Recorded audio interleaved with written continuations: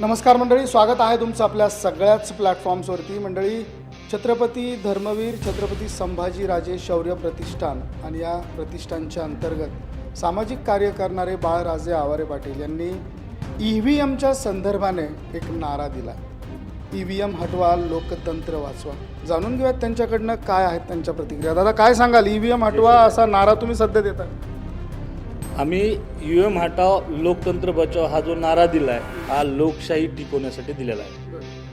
आणि ज्या पद्धतीने निवडणूक आयोगाने स्थानिक स्वराज्य संस्थेच्या निवडणुका राहिलेल्या ह्या बॅलेट पेपरवर घ्यावा असं आम्ही त्यांना निवेदन पण दिलं आहे. या अगोदरच्या झालेल्या निवडणुका आहेत त्या पारदर्शक झाल्यात की नाही, काय वाटतं तुम्हाला? नाहीच झाल्या, म्हणून तर हा प्रश्न पडलाय ना, आणि त्यामुळेच ही आंदोलन उभा करतोय. आता लोकसभेच्या झाल्यात, विधानसभेच्या झाल्यात, त्यानंतर आता नगर परिषदा महानगरपालिकेच्या 2 दिवसानंतर आहेत. पुढच्या निवडणुका कुठल्या आहेत आणि काय काय वाटतं तुम्हाला? कुठल्या निवडणुकीत हे सगळे प्रश्न उपस्थित झाले पाहिजे? आता मी तुम्हाला सांगू, येणाऱ्या 16 तारखेचा जर रिझल्ट बघितला त्यानंतर पूर्ण भारताला कळेल की निवडणूक आयोग कशा पद्धतीने EVM हॅक करून एका पक्षाची मदत करते. आणि तुम्ही जो प्रश्न विचारला आहे की बाबा येणाऱ्या काळात जिल्हा परिषद, पंचायत समिती आणि ग्रामपंचायत ह्या छोट्या छोट्या निवडणुका राहिल्यात, ह्या तरी निवडणुका बॅलेट पेपरवर घेऊन आम्हा सर्वसामान्य जनतेला आणि जागरूक नागरिकांना जो प्रश्न पडला की EVMमुळे घोटाळा होतोय तो होत नाही आहे हे सिद्ध करून दाखवण्याची भारतीय जनता पार्टीला खूप सुवर्ण अशी संधी आहे. मग आतापर्यंत ज्या निवडणुका झाल्या, ज्या निवडणुकांच्या माध्यमातून जे काही आमदार, खासदार आणि इतर मंडळी निवडून आले, अशा मंडळींवरती देखील तुम्हाला शंका आहे? बिलकुल आहेच, कारण निवडणूक ज्या पद्धतीचे रिझल्ट आलेत त्याच्यावरून तरी असं वाटतंय की ह्या EVM मशीनमध्ये घोटाळा आहे. त्याचं काही ठोस असं कारण किंवा प्रूफ? मी प्रूफ तुम्हाला काही मीडियाच्या बातम्या आहेत, काही महाराष्ट्रात आपलं कर्मवीर भाऊराव पाटलाच्या गावातली एक घटना आहे, एक उत्तर प्रदेशमधली घटना आहे, त्याचे मी तुम्हाला हे बाईट झाल्यानंतर देतो मी कटिंग्स. आगामी काळात पंचायत समिती आणि जिल्हा परिषदांच्या निवडणुका आहेत. केवळ त्या निवडणुका EVM विना व्हाव्यात असं तुमचं मत आहे का? हो, बिलकुल असंच मत आहे. त्या संदर्भाने तुम्ही काय काय उपाययोजना करता? आता त्या संदर्भाने आम्ही जनजागृती दौरा केला आहे. त्यानंतर आम्ही आता आमरण उपोषणाची 16 जानेवारीची तयारी पण करतो आहे. आणि येणाऱ्या काळात ह्या आंदोलनाचं रूप खूप मोठ्या स्वरूपात राहील. काय सांगाल दादा, काय वाटतं तुम्हाला? EVM मुळे लोकतंत्र धोक्यात असं तुमचे नारे आहेत? नक्कीच EVMमुळं आपलं जे देशाचं लोकतंत्र आहे ते अतिशय धोक्यात आलेलं आहे. त्याचं कारण मेन सांगायचं म्हणलं तर आपल्या देशापेक्षा तंत्रज्ञान या विषयात अनेक पटीने प्रगल्भ असणारे देश, त्या ठिकाणी जर्मनी असेल, अमेरिका असेल, फ्रान्स असेल, ह्या देशांनी सुद्धा EVM बॅन करून त्या ठिकाणी मतपत्रिकेद्वारे निवडणुका पार पाडल्या. मग आपणच का एवढी देशात जगामध्ये आपली लोकशाही मोठी म्हणून घेत असताना आपण त्याच्यामध्ये EVMचे पुरस्कर्ते कसं काय असू शकतो, हा मुळात आम्हाला सर्वसामान्याला पडलेला प्रश्न आहे. एक महत्त्वाचा प्रश्न. इतके दिवस कुणी हा विषयावरती आवाज उठवला नाही. एक सामाजिक संघटना म्हणून बाळराजेंनी आवाज उठवला.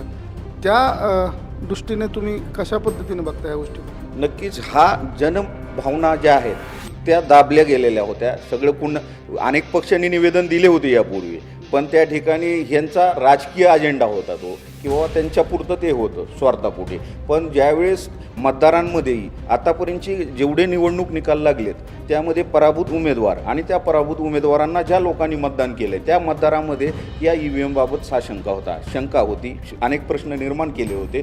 त्यामुळं त्या प्रश्नांचा आवाज कुठंतरी दादांच्या माध्यमातून या ठिकाणी संघटनेच्या माध्यमातून रूपाला येणार आहे आणि त्याच्यावर मार्ग काढण्यासाठी आम्ही दादाच्या सोबत या ठिकाणी आहोत. आता लोकसभा, विधानसभा किंवा इतर ज्या निवडणुका पार पडल्या आणि त्यातनं जे लोकप्रतिनिधी निवडून आले त्यावरती सरळ शंका घेतात तुम्ही? 100% शंका आहे. आज इलेक्ट्रॉनिक वस्तू ही मानवनिर्मित वस्तू आहे पहिली गोष्ट, आणि मानवनिर्मित वस्तूमध्ये प्रत्येक प्रकारचा फेरफार केला जाऊ शकतो, हे आमची दाट शक्यता आहे. आणि त्या निवडणुका कशावरून? त्या इलेक्ट्रॉनिक वोटर मशीनवरच घेतलेल्या, त्यामुळं त्या गोष्टी कशामुळे केल्या जाऊ शकत नाही हा आमचा प्रतिप्रश्न आहे तुम्हाला मीडिया म्हणून. कारण आता आपण घरात बसून मोटरी चालू करू शकतो, या जागेवरून दुसऱ्या जागेवरचं कॉम्प्युटर हाताळू शकतो, तर मग EVM मशीन का हाताळू शकत नाही हा माझा प्रश्न आहे तुम्हाला. तर या सगळ्या अनुषंगाने काही आता जन आंदोलन बाळराजे यांनी पुकारलेलं आहे. त्यांचं जन आंदोलन हाताळण्याची त्यांची सचोटी आहे किंवा त्यांना एक तंत्र ते मिळालेलं आहे. निश्चितच या EVMच्या संदर्भाने देखील ते एक मोठं आंदोलन उभं करतील. तर त्या आंदोलनाच्या माध्यमातून तुम्ही काय संदेश देऊ सांगा? हे जे बकासुरांचं साम्राज्य उभा केले या EVMच्या माध्यमातून, मग ते काँग्रेसचं असेल भाजपचं असेल, या बकासुराचं साम्राज्य जाळण्यासाठी ही प्रतिष्ठानच्या माध्यमातून एक पेटवलेली ठिणगी आहे आणि या ठिणगीच्या माध्यमातून या बकासुरांचं साम्राज्य नक्कीच संपणार आहे आणि तुमच्या आमच्या सर्वसामान्यांच्या मनातील जे EVM बाबतची शंका आहे ते पूर्णपणे दूर होणार आहे अशी आम्हाला खात्री आहे. दादा, काय संदेश असेल तुमचा शेवटचा, ज्या आंदोलनाच्या माध्यमातून तुम्ही आंदोलन पुकारले, संदेश काय असेल?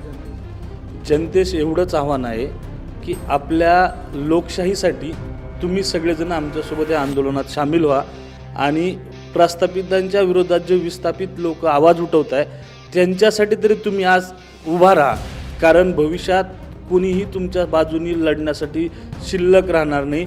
आज मी EVMवर बोलतोय, मी तुमच्या माध्यमातून एक खात्रीपूर्वक सांगतोय, येणाऱ्या थोड्याच काळात मी सुद्धा जेलमध्ये असेल. काय सांगाल तुम्ही दादा? काय म्हणणार? सर दादा तर जेलमध्ये जाणार नाही, दादांनी जे दादाचं जे संघटना आहे धर्मवीर छत्रपती संभाजीराजे शौर्य प्रतिष्ठान, ह्याच इतिहासावर मला एकाच मिनिटात सांगायचं आहे की खूप वर्षानं हा देश पारतंत्र्यातून स्वतंत्र झाला आहे. स्वतंत्र झाल्यानंतर या लोकशाहीचं आत्मा आहे हे निवडणूक आयोग आणि निवडणूक प्रक्रिया, आणि तीच प्रक्रिया यांनी धोक्यात टाकलेली आहे. म्हणून नव्या पद्धतीनं नव्या क्रांतिकारकाचा जन्म होणं गरजेचं आहे आणि या बॅलेट पेपरवर जगभरातले अभिप्राय हे जर लोकशाहीत मान्य होत नसतील, आम्ही वेगळं काही काम करणं झालो, छत्रपती शिवाजी महाराजांचे पुतळे उभं करणं हा जर गुन्हा असेल तर ते गुन्हे आम्ही करत आहोत आणि त्याचं फळ तुम्ही या माध्यमातून आमच्या मागे चौकशी आज दादाचं बघायला होतं आपण काय चालू आहे ते.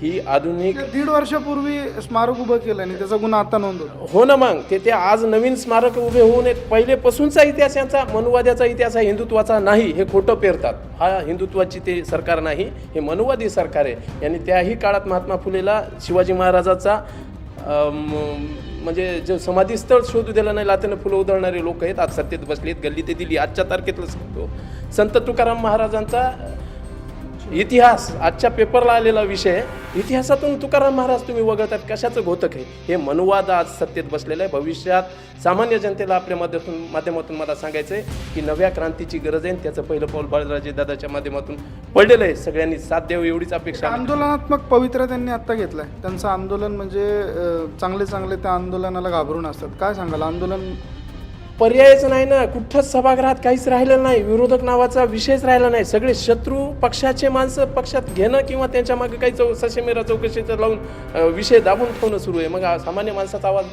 रस्त्यावर उतरण्याचा अधिकार लोकशाहीचा आम्हाला दिलेला चौथा, त्या स्तंभातून आम्ही ते काम करायला, म्हणून आम्ही दादाच्या सोबत होतो शेवटच्या टोकापर्यंत. तर मंडळी, अशा पद्धतीने इकडे आता आंदोलनात्मक पवित्रा बाळराजे आवारे यांनी या ठिकाणी उपस्थित केलेला आहे. आगामी काळात त्यांचं एक भव्य असं आंदोलन आपल्याला बघायला मिळणार आहे आणि EVM हटवा आणि लोकतंत्र वाचवा हा नारा त्यांनी दिलेला आहे.